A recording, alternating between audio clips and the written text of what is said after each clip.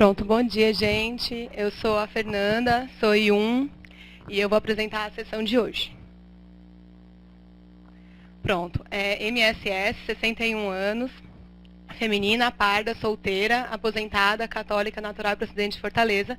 A data de admissão dela aqui no HU foi dia 23 de julho. A queixa principal dela foi cansaço e dor nas costas. Ela foi admitida no serviço da pneumo, devido a uma presença de uma massa mediastinal a esclarecer, associada a um quadro de dispneia progressiva e tosse produtiva crônica. Ela realizou durante a internação no serviço da pneumo um ECG, um raio-x de tórax, uma angio-TC e um Doppler de carótidas. De patológica pregressa, ela tem 2 episódios de AVC isquêmico há 6 anos, com 6 meses de intervalo entre eles. Uma DPOC, está em uso de alênia. A hipertensão arterial sistêmica em uso de AS, alodipínio, atenolol e crises convulsivas em uso de fenobarbital. Os hábitos dela é ex-tabagista, 22 maços ano. Ela falou que era em média meio maço por dia por 45 anos, ex-etilista por 35. E de história familiar, a mãe é falecida, não se recorda da idade, por problema cardíaco. E a irmã, também falecida, não se recorda da idade, por neoplasia de pulmão. De cabeça e pescoço, ela tem, interrogatório por órgãos e aparelhos, a cabeça e pescoço, ela tem catarata no olho esquerdo, e de ósseo articular e muscular, ela tem uma paresia em membro superior direito, sequela do AVC. Sinais vitais dela, na admissão, o pulso de 92, a frequência de 20 e a PA de 138 por 96. Estado geral dela é regular, AAA, hipocorada, eupneica cooperativa e pouco orientada. Respiratória e cardiovascular, o murmúrio vesicular universal é presente, não tinha ausências de ruídos adventícios. Ritmo cardíaco regular, 2 tempos, as bulhas lanufonéticas, um sopro diastólico, mais audível em focus aórtico e aórtico acessório. De abdômen sem qualquer alteração. E de extremidades, os pulsos dela são bem fininhos, às vezes até mais difícil de palpar. E ela tem aparesia, de membro superior direito, como eu tinha dito. Aí aqui são os exames dela. Eu fiz uma tabela com todos, do externo e do dia da admissão e até do dia 13, que eu peguei. Aí vocês podem ver a hemoglobina dela vai baixando.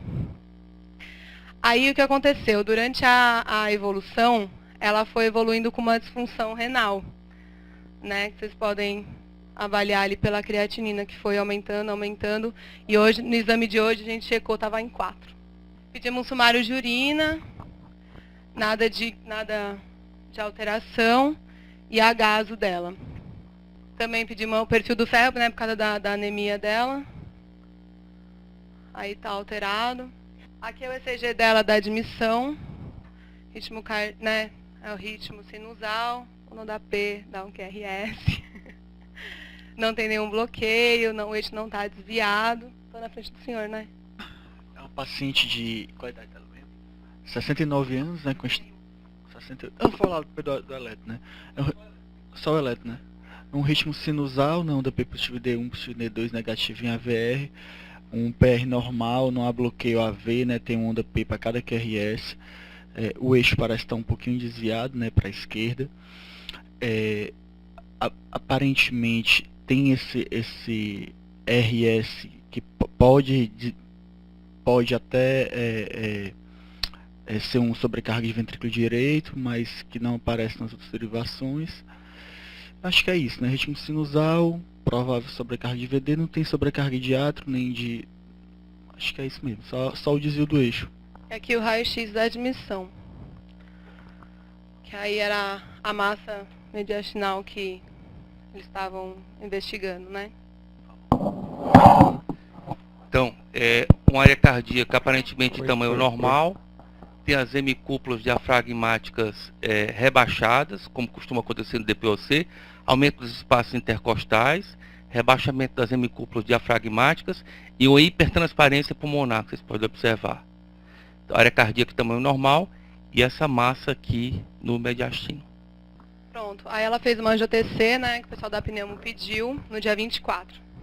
Aí deu a dilatação aneurismática funciforme de aorta ascendente, desde a topografia da válvula aórtica até o tronco braquicefálico. Não foi evidenciado sinais de trombose murais ou rupturas e as medidas do aneurisma dela. O colo proximal dista cerca de 1,5 da válvula aórtica e mede 2,8 centímetros. O colo distal junto ao tronco braquicefálico medindo 3,5 centímetros e o comprimento longitudinal 10,2 centímetros. E as maiores medidas axiais é de 8,6 a 6,9. Aí eu não sei quais são os valores.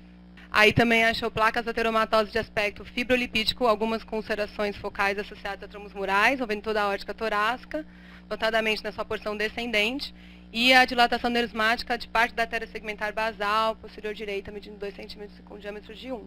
No ultrassom das carótidas, né, e artérias vertebrais com Doppler, também feito no dia 24. Uma teromatose carotídea difusa bilateral, uma estenose importante de ambas as carótidas internas, mais de 80%. Uma estenose leve de ambas as carótidas externas, menor de 50%, e uma estenose da vertebral direita, de 50% a 69%. O laudo do eco foi uma função do VE normal, sistólica do VE normal, um VE com uma contratilidade global e segmentar normal, uma fração de ejeção de 68%, a insuficiência aórtica de grau leve, né, tem um déficit de relaxamento do VE, e a raiz da aorta e a porção ascendente não foram visualizadas, e o diâmetro do arco de 2,5, a aorta descendente em 25 milímetros, perdão, a aorta descendente em 30 milímetros, a aorta abdominal 27 milímetros. A senhora quer falar? Aí do eco que a gente vê, déficit de relaxamento, ela tem 60 e poucos anos, né, que pode ser encontrado normalmente para a idade. A válvula aórtica, ele não tem uma descrição, mas diz que tem só insuficiência leve. A parte inicial ali da raiz não foi visto, ele vê que o arco está 25, né, e a aorta descendente aumentada, a aorta abdominal dilatados. O diâmetro aí do arco ainda está dentro dos valores normais, né? E uma função sistólica boa. Então, déficit de relaxamento, uma insuficiência aórtica leve e uma dilatação de descendente aorta abdominal. A radiografia de tórax não é sugestiva de aneurisma de aorta, não, né? O aneurisma de aorta, ele dilata, ele mostra uma dilatação do mediastino, mas assim, não é o aspecto que a gente costuma mais ver em aneurisma de aorta. E pelo fato do paciente ser tabagista, ter DPOC, uma irmã com neoplasia pulmonar, o que eu esperava era que fosse uma imagem compatível com neoplasia ou do pulmão ou do mediastino. É uma imagem muito extensa na radiografia de tórax, inclusive, né, para uma neoplasia, se for uma neoplasia de grandes dimensões, né. A dilatação no maior eixo era 3,5, você lembra de quanto é que estava o diâmetro transverso? Você tem um laudo aí, fora o que você está lá projetado? Enquanto ele vai projetando aí, vê para mim... Não, isso era extensão, não? Eu entendi que isso era extensão. Que o que a gente se baseia pela decisão em relação à cirurgia é em relação ao diâmetro, né? Não, a tomo que eu queria. Tem que aumentar aí o tamanho da imagem. Então, aquele aspecto aqui que a gente vê na radiografia. A gente vê aqui um alargamento do mediastino. Tá. Então, é uma aneurisma da aorta bem significativo, né? Tem uma medida axial aqui de 8,6 por 6,9 centímetros. Eu acho que pelo CAT fica melhor de ver, mas você vê, né, que a aorta ascendente, ela é em diâmetro até maior do que o ventrículo, né? Acho que deve ter uns 8, ele me disse que de 8 centímetros, né? Aqui a primeira imagem, que é uma coronarografia, né? A primeira coisa que ele tentou foi passar pela femoral direita o catéter e ele não conseguia passar, certo? Acho que essa aqui é a primeira imagem, aqui é a foto. Ele tentando passar, ele não conseguia, ele fez uma injeção na femoral e mostrou aqui mais um problema na aorta dela. Fora o aneurisma, ela tem um estreitamento na aorta descendente, já na divisão entre as ilíacas, que mostra uma síndrome chamada de síndrome de Leyrich, né? Ela tem uma obstrução na aorta descendente, na aorta distal. Mas mesmo assim ele conseguiu passar aqui com o catéter. Pronto. A primeira injeção ele já começou pelo ventrículo, né? Aí no ventrículo a gente já vê isso aqui, ó. Aqui é um catéter, aquele catéter que veio pela femoral, passou, entrou pela aorta, entrou dentro do VE, tá certo? Ele injetando contraste dentro do ventrículo esquerdo, a gente já vê a formação isso aqui é a aorta, tá certo? Esse aneurisma imenso, que é quase do tamanho do coração, né? Acho que medindo dá mais de 10 centímetros pela coronarografia. pelo cateterismo, né? O problema dela, na verdade, é esse aqui. O coração dela é um coração normal. Ele injeta agora dentro da aorta, tá certo?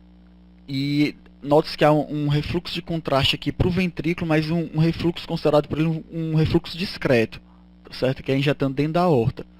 Injeta na aorta para a gente ver o tamanho da aorta ou o tamanho da aorta dela, certo? E um leve retorno de contraste para o VE. Ele injeta um pouquinho mais embaixo, mostrando que aquele aneurisma que começa na aorta ascendente vai até a metade ali da aorta descendente, até mais ou menos por aqui. E aqui é aquela aorta descendente onde mostrava que embaixo tinha um estreitamento. Realmente tem, né, na aorta descendente abdominal. Agora ele fez a coronariografia, uma injeção de contraste na coronária direita sem lesões, apesar de ser fina, ela não mostra nenhuma lesão significativa. Ele descreveu como sem lesão, não foi? Ele descreveu como sem lesão também.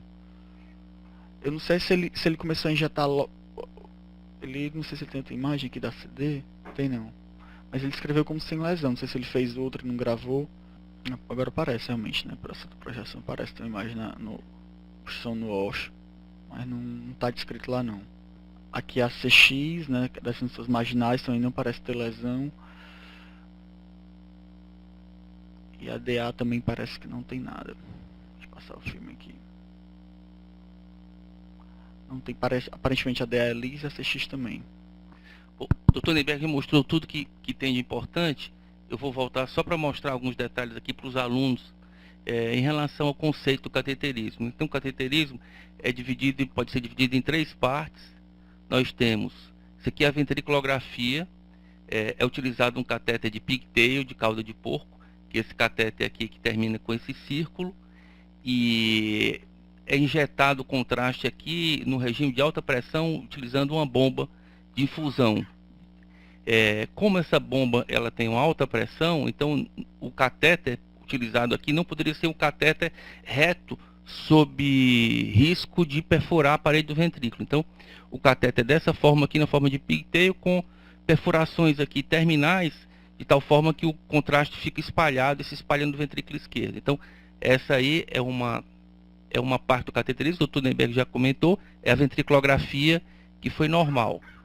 Isso aqui é uma outra parte do cateterismo chamada a ortografia, né, que ele comentou também, que o contraste é injetado aqui na raiz da aorta, e eu vou mostrar isso para vocês na aula teórica de hoje à tarde, para os alunos do 5º semestre, sobre a insuficiência aórtica, que injeta aqui na aorta. O contraste era só para a vida aqui da aorta, ascendente, cross e aorta descendente. No entanto, volta um pouco de contraste para o ventrículo esquerdo, mostrando uma insuficiência aórtica.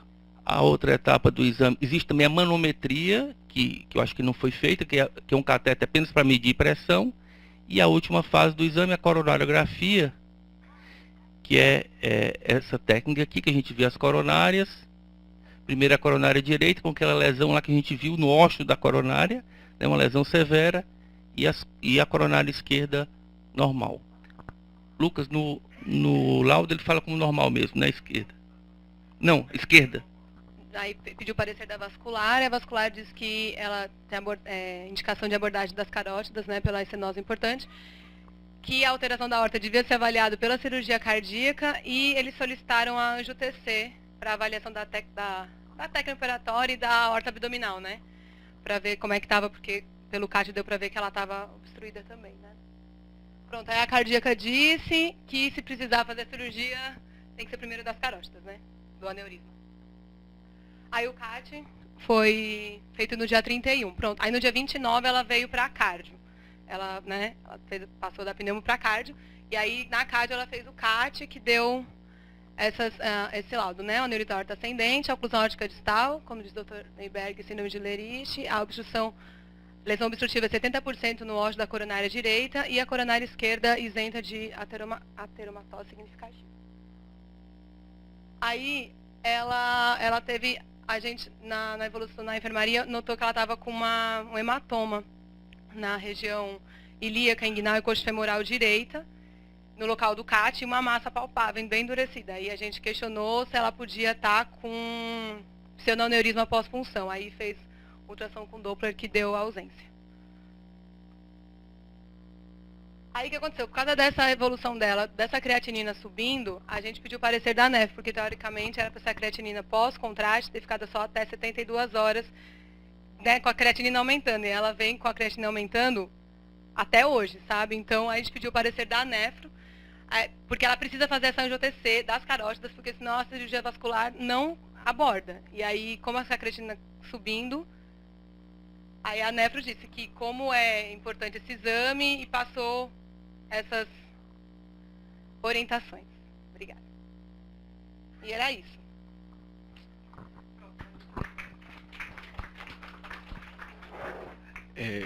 Eu trouxe essa paciente para a sessão porque é uma paciente de difícil manejo. Apesar da gente saber, teoricamente, o que é que você tem que fazer em relação à abordagem da carótida, para a abordagem do aneurisma, ela é uma paciente de condição social dificílima.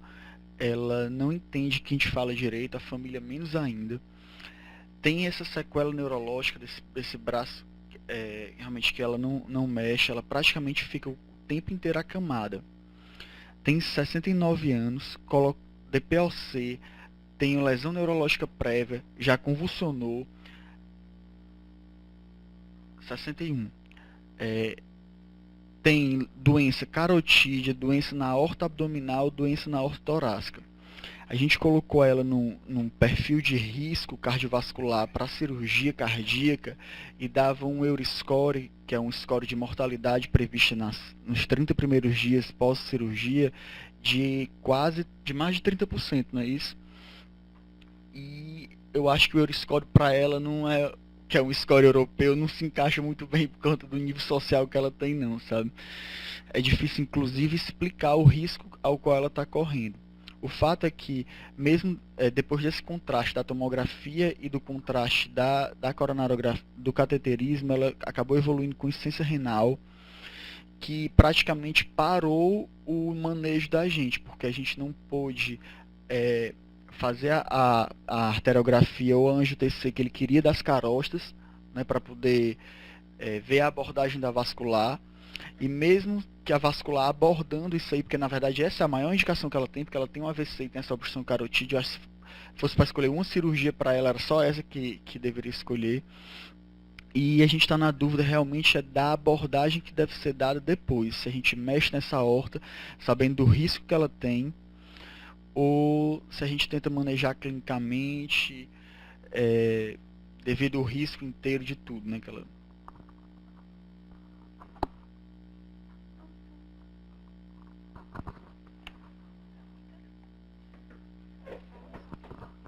Só realmente, eu que fiz esse eco das carotas dela,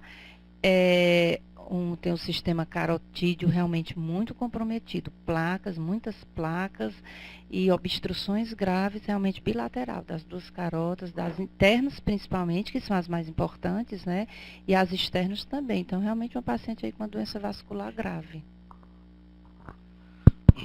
Então o doutor Neyberg já explanou, já mostrou a gravidade do caso, a paciente de 61 anos com doença vascular muito grave. Neyberg, eu não sei se o Euroscore se aplica aí, porque não teria abordagem no coração, né? Abordagem só na aorta. Não sei se...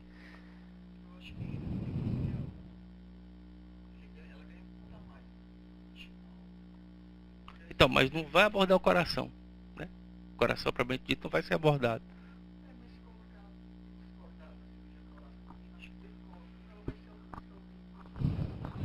Não, isso não resta dúvida, né? Isso não resta dúvida, que ela tem um altíssimo risco. Eu acho que ela tem que ser abordada tanto do ponto de vista das carótidas quanto do ponto de vista da aorta. A sequência, o cirurgião vascular pode escolher, eu tenho a impressão que ele escolheria primeiro a carótida, mas eu acho que tem que ser abordado a aorta abdominal, porque depois de 5 centímetros de dilatação da aorta abdominal, o risco de ruptura é altíssimo, né? Está com 8 centímetros, então... É claro que comporta um alto risco, tem todos esses agravantes, uma sequela de acidente vascular cerebral, uma má condição socioeconômica, são vários agravantes, mas eu acho que teria que assumir esse risco.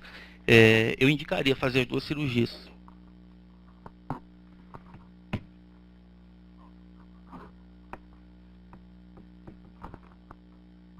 questionamento. Não tem a angiorressonância, não, para não usar o mesmo contraste da angio-TC, das coronas?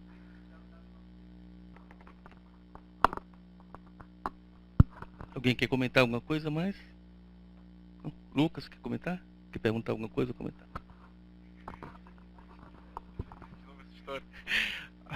Assim, é uma situação muito complicada, a situação dela, né? Porque, realmente, assim, como o Lemberg estava falando, ela não...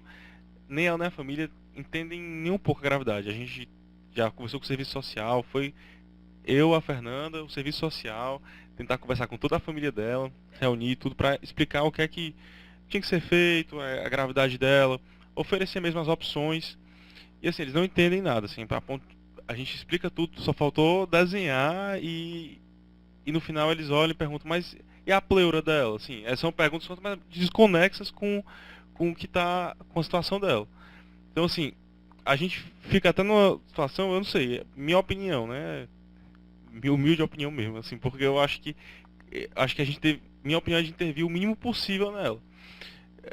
Eu acho assim que a questão das carótidas por ela ter tido um AVC prévio. Agora a aorta, eu ficaria na dúvida até que ponto valeria a pena mexer pelo risco de mortalidade elevado na cirurgia, que eu acho que ela morrendo da cirurgia meio que seria pior para ela, né? Será que ela não valeria mais a pena ela ir para casa, ficar com a família? Porque assim, ela apesar de ter 61 anos, não corresponde de modo algum à idade dela, ao estado funcional dela.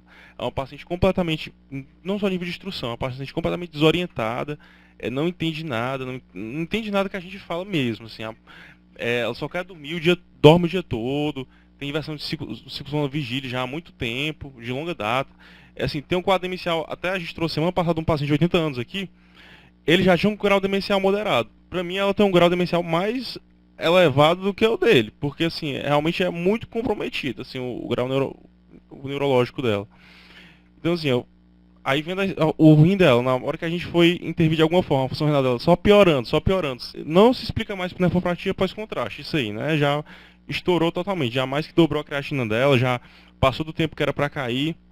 Assim, a indicação até da nefro para as carótidas, a última, né, o pessoal da diálise disse que não, se for fazer angiotensina tudo bem, mas é melhor passar o catéter antes, já para fazer angiotensina, porque com certeza vai ter que dialisar depois, né? Então, assim, eu acho que assim, querendo ou não tem que ir no passo a passo, né? Eu acho para essa paciente, mas eu acho que valeria fazer a angiotensina de carótidas para definir o procedimento das carótidas e depois discutir novamente a questão da aorta, assim. Eu acho que o primeiro passo seria mesmo isso, né? Eu acho que a função renal dela a gente já deu um tempo para ver se melhorava, se estabilizava e não está estabilizando, né? Já tem praticamente acho que umas 2 semanas que está só aumentando. Então acho que vai acabar tendo que ser isso mesmo, passar um catéter, fazer a GTC, sabendo que ela vai ter que provavelmente dialisar depois, mexer nas carótidas. Agora eu acho que depois disso teria que ser rediscutido se valeria a pena fazer a cirurgia da aorta, assim, minha opinião.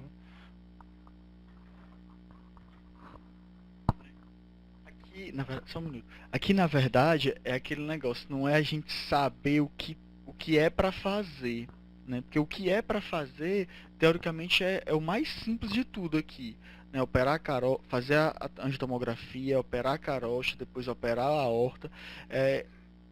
Até estava falando para os meninos, assim, às vezes o mais difícil na medicina às vezes não é você saber o que fazer, não, é saber quando fazer, né? O caso dela realmente, toda vida que a gente passa lá, a descrição é a descrição que o Lucas fez. Realmente eu tenho muita dúvida em relação à abordagem dessa aorta dessa paciente. Da carótida eu tenho menos. Eu acho que ela tem que sair daqui com a carótida abordada, porque ela já teve um AVC, ela já não é muito boa do juízo, não. Agora, da aorta, realmente eu estou muito aberto a sugestões. É uma questão filosófica, né? Você saber se você quer aguardar que rompa, porque vai romper, né? Ou se você vai intervir com risco alto. Então, é uma questão só filosófica. O que vai romper, vai. A gente não sabe o tempo. Quanto maior o diâmetro, maior a chance de ruptura. O diâmetro está em 8. Então, acho que é uma questão filosófica.